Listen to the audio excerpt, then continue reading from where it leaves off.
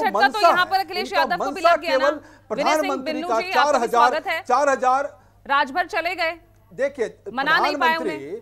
प्रधानमंत्री आ रही हूँ, ज्योति कुमार सिंह जी आ रही हूँ, विनय सिंह बिन्नू जी भी जुड़ गए, एक बार मैं उनसे भी बात कर लूं, समय थोड़ा कम है। आ रही हूँ मैं आपके पास, विनय सिंह बिन्नू। इतना कैसे चलेगा काम, बताइए। विनय सिंह जी, आपसे आप तक आवाज पहुंच रही है? विनय सिंह बिन्नू जी, आज तो बड़ा झटका लग गया, ओपी राजभर चले गए एनडीए में शामिल होने, मना नहीं पाए उन्हें आप।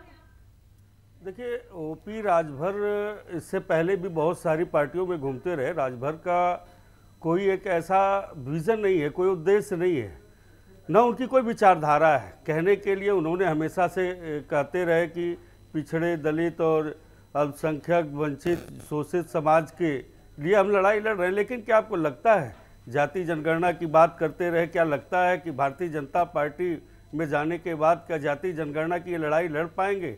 या अपने परिवार को सेट करने के लिए हमेशा से परेशान रहे। समाज को कभी भी ये समाज की लड़ाई इन्होंने लड़ी नहीं, अपने परिवार की लड़ाई लड़ते रहे। और रही बात घोसी की, दारा सिंह चौहान जी की, तो घोसी की सीट हमेशा से समाजवादी पार्टी की रही है। समाजवादी पार्टी मधुबन से भी चुनाव जीती है, घोसी से भी सुधाकर सिंह वहाँ के विधायक रहे, उन्होंने चुनाव जीता है, वो हमेशा से समाजवादी पार्टी की सीट रही है। दारा सिंह चौहान को जब मधुबन से लोगों ने नकार दिया तो भाग करके घोसी आए थे।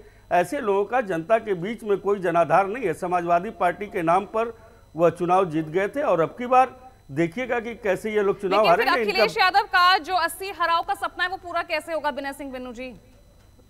जयंत पाटिल अपना रुख अभी साफ कर नहीं रहे हैं।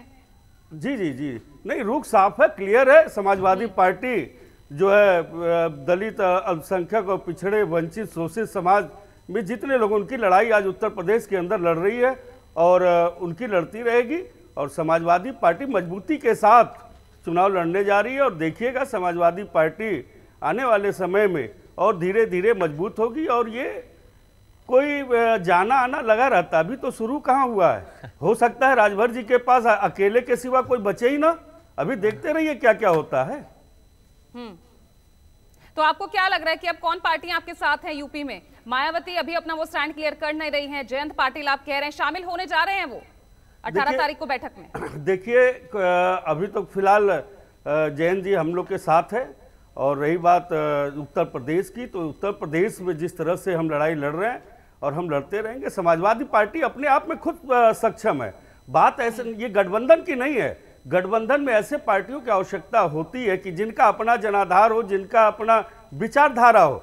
समाजवादी पार्टी ऐसे लोगों को साथ लेकर के लड़ना चाहती है। लेकिन इस तरह के लोग जो आते हैं और जाते हैं, इनका न समाज में न क्षेत्र में इनका कोई जनाधार नहीं है। आने वाले समय में देखिएगा इनकी समाप्ति हो जाएगी, क्योंकि समाजवादी पार्टी का ही समर्थन लेकर के इन्होंने अपनी सीटों की संख्या बढ़ाई थी। Thank you.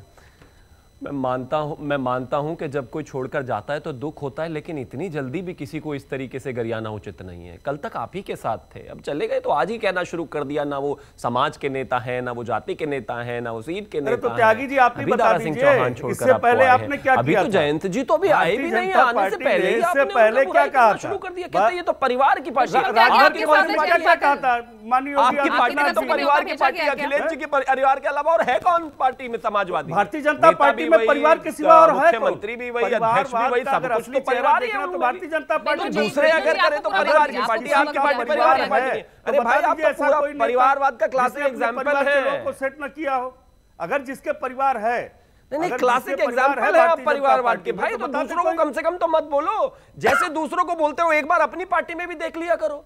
परिवारवाद का क्लासिक एग्जांपल है। माननीय हमारे यहाँ माननीय योगी आदित्यनाथ जी महाराज उत्तर प्रदेश के मुख्यमंत्री हैं, तो कोई उन्होंने सड़क और गलियों से संघर्ष करके यह मुकाम नहीं हासिल किया है।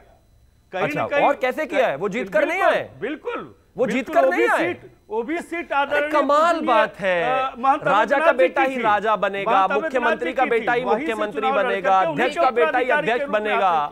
इस बात पर चलने वाली पार्टी एक देश के संघ को इस तरह से बता रही है, जो खुद जीत कर आए, जो जीत कर आए, जो मोस्ट पॉपुलर चीफ मिनिस्टर है। दिख रही है अभी फिलहाल बेंगलुरु में। कल 2 दिन सबकी नजर बेंगलुरु पर है।